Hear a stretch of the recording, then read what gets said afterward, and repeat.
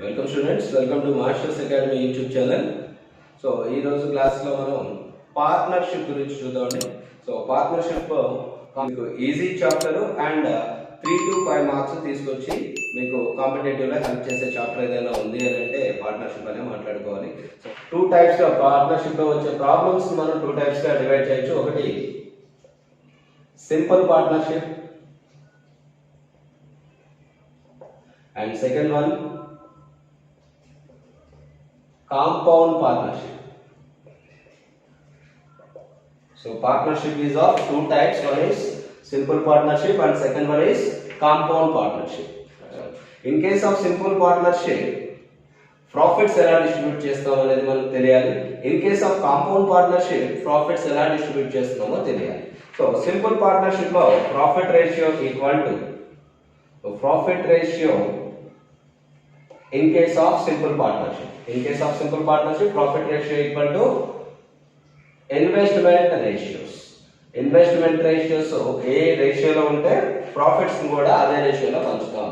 So ఒక example చూద్దాం. X అనే వ్యక్తి 20,000 రూపీస్ ని ఇన్వెస్ట్ చేశాడు, whereas Y invested 30,000 rupees, right? At the end of the year, ఇద్దరు కలిసి 1 year ఇన్వెస్ట్ చేసిన తర్వాత at the end of the year they got a profit of 1 lakh. They got a profit of 1 lakh rupees. ఈ 1 lakh rupees ని ఎలా distribute చేసుకుంటారండి? So profit distribution అనేది ఎప్పుడు కూడా ఇన్వెస్ట్మెంట్ ని బేస్ చేసుకునే ఉంటుంది. కాబట్టి ఇలా ఇన్వెస్ట్మెంట్ ని బేస్ చేసుకొని మనం ఏం తీసుకోవాలి? ఇన్వెస్ట్మెంట్ రేషియో తీసుకోవాలి. ఇన్వెస్ట్మెంట్ రేషియోస్ క్యాలిక్యులేట్ చేయండి. Investment ratio equal to X ఎంత తీసుకొచ్చారండి? 20,000 తీసుకొచ్చారు, whereas Y invested 30,000. X 20,000 and Y 30,000. Investment ratio కావాలంటే సో సింప్లిఫై చేయండి, కామన్ జీరోస్ ఉన్నాయి కాబట్టి క్యాన్సిల్ చేస్తే 2:3. అంటే టోటల్ ఇన్వెస్ట్మెంట్ లో 2 పార్ట్స్ ఎవరు తీసుకొచ్చారు?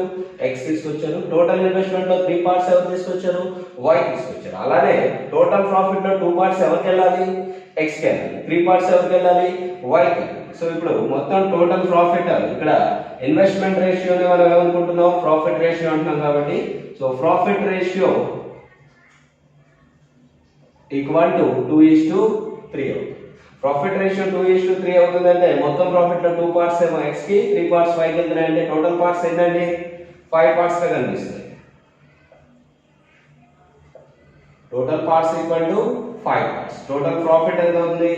ప్రాబ్లం లో చెప్పారు చూడండి, total profit equal to 1 lakh rupees అని మనం మాట్లాడుకున్నాం. సో ఈ 1 lakh rupees ని వాళ్ళకి డిస్ట్రిబ్యూట్ చేయాలి. 5 parts equal to 1 lakh rupees అయితే మనకి X ప్రాఫిట్ కావాలంటే 2 పార్ట్స్ ఈక్వల్ టు వాట్ అని క్యాలిక్యులేట్ చేయొచ్చు.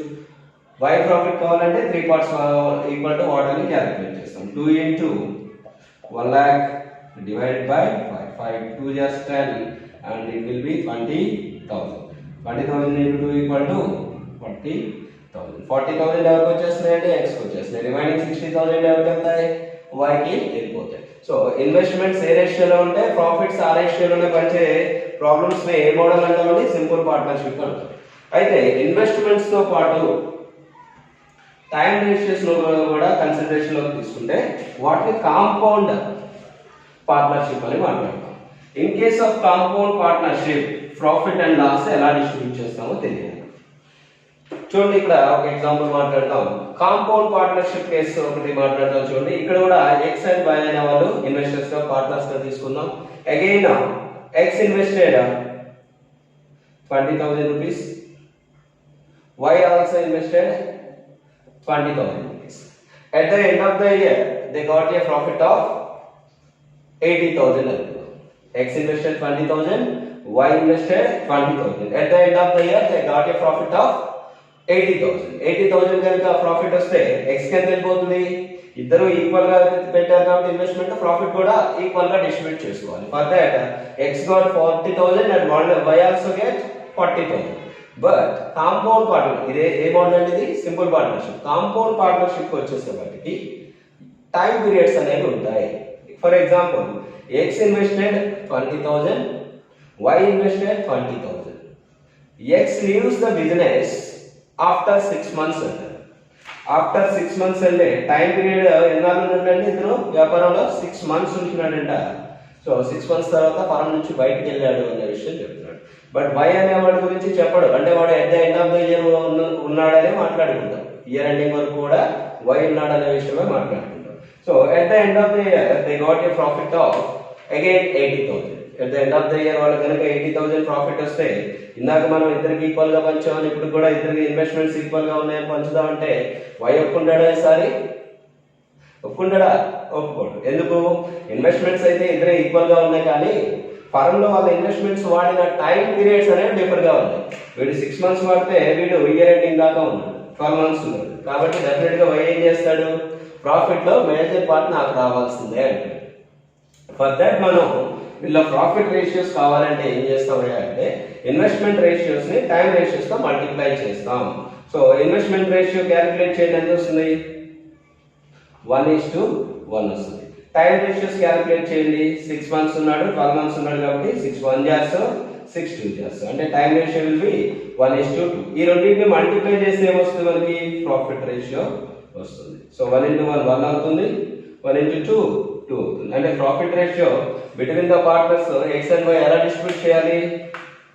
1:2 రేషియోలో పంచాలి. అంటే మొత్తం 80,000 లో 1 part ఎవరికి వెళ్ళాలి? ఎక్స్ కి వెళ్ళాలి. 2 parts ఎవరికి వెళ్ళాలి? వై కి వెళ్ళాలి. So hope you understand this. ఇక్కడ సింపుల్ పార్ట్నర్షిప్ లోనేమో ఇన్వెస్ట్మెంట్స్ ఏ రేషియోలో ఉంటే అదే రేషియోలో డిస్ట్రిబ్యూట్ చేస్తున్నాం ప్రాఫిట్ ని.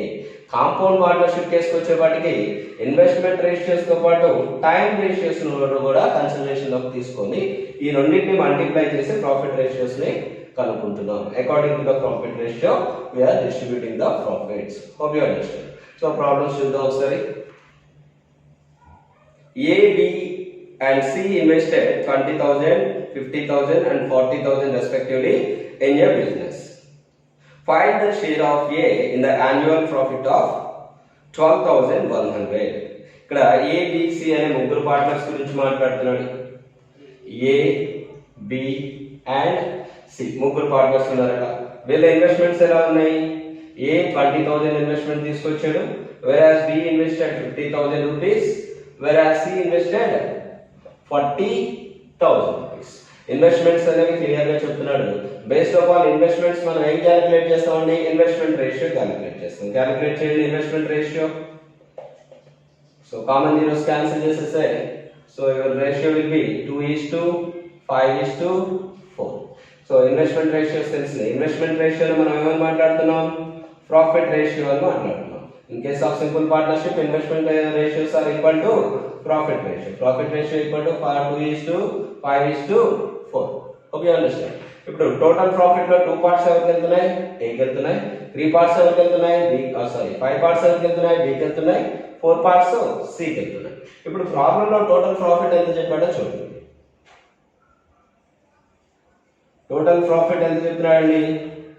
12,100 రూపీస్ చెప్తున్నాడు. ఇందులో ఇతని యొక్క పార్ట్ ఎంత అంటున్నాడు. Then A's share equal to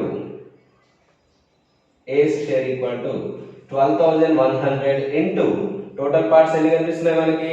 11 parts కనిపిస్తున్నాయి. అవుట్ ఆఫ్ 11 2 parts కదా అతనికి వెళ్ళాల్సింది, కాబట్టి 2/11 అని వేస్తాం. సింప్లిఫై చేయండి.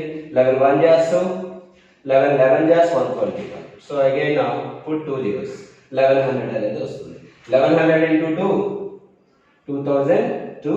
Share of A equal to 2200. So ఇది సింపుల్ ప్రాబ్లం. సింపుల్ పార్ట్నర్షిప్ కి సంబంధించి very base level question. So investments direct గా చెప్తున్నాడు. టోటల్ ప్రాఫిట్ ఇంత వచ్చింది అంటున్నాడు.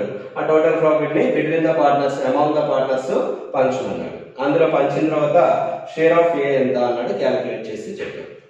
ఇన్వెస్ట్మెంట్ రేషియోస్కొని ఇన్వెస్ట్మెంట్ రేషియో తీసుకోవాలి. ఇన్వెస్ట్మెంట్ రేషియోనే ప్రాఫిట్ రేషియోగా కన్సిడర్ చేసుకుంటాం. ప్రాఫిట్ రేషియో 2:5:4 అని వచ్చింది. అంటే total parts equal to 11 parts కనిపిస్తున్నాయి. 11 parts టోటల్ ప్రాఫిట్ ఈక్వల్ అయితే మనకి 2 parts వాల్యూ కావాలి. కాబట్టి 11,100 into 2/11 సింప్లిఫై చేసాం. Your answer will be 2,200. Hope you understand.